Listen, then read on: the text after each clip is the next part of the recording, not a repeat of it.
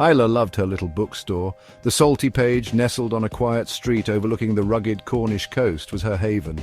The scent of salt air mingled with the musty aroma of old books, creating an atmosphere both comforting and magical. She spent her days surrounded by stories, her loyal sheepdog Finn curled up at her feet. Life was peaceful, predictable. Isla thrived on routine morning walks on the beach with Finn, afternoons spent organizing shelves and recommending books, evenings curled up by this fireplace with a cup of tea and a good novel. She had everything she needed within the walls of her shop and the curve of the coastline, or so she thought.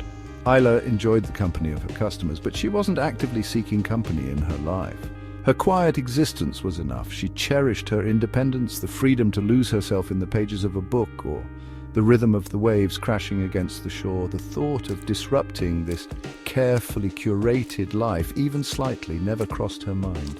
However, fate, as it often does, had other plans.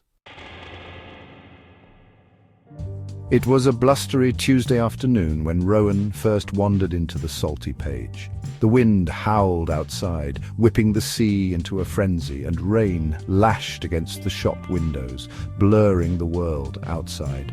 He stood out like a misplaced comma in a perfectly punctuated sentence. Tall, windblown hair, a camera bag slung across his shoulder, eyes that seemed to hold the depth and mystery of the ocean itself. "Haven't seen you around here before," Isla greeted him, her voice warm despite the chill in the air.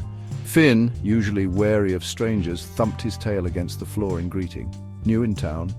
"Just passing through," Rowan replied, his voice a low rumble. "But something tells me I might be staying a while." His gaze swept over the bookshelves, a hint of a smile playing on his lips. "You've got quite the collection here, only the best," Isla said, unable to suppress a touch of pride. "What brings you to this corner of the world?" "Chasing stories," he said simply, raising his camera to capture a shot of the rain-streaked window. "They're everywhere, you know, just waiting to be found." His words lingered in the air, a cryptic message that piqued Isla's curiosity.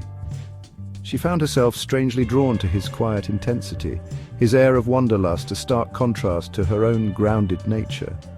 He intrigued her, this enigmatic photographer who spoke in riddles and saw stories in everything.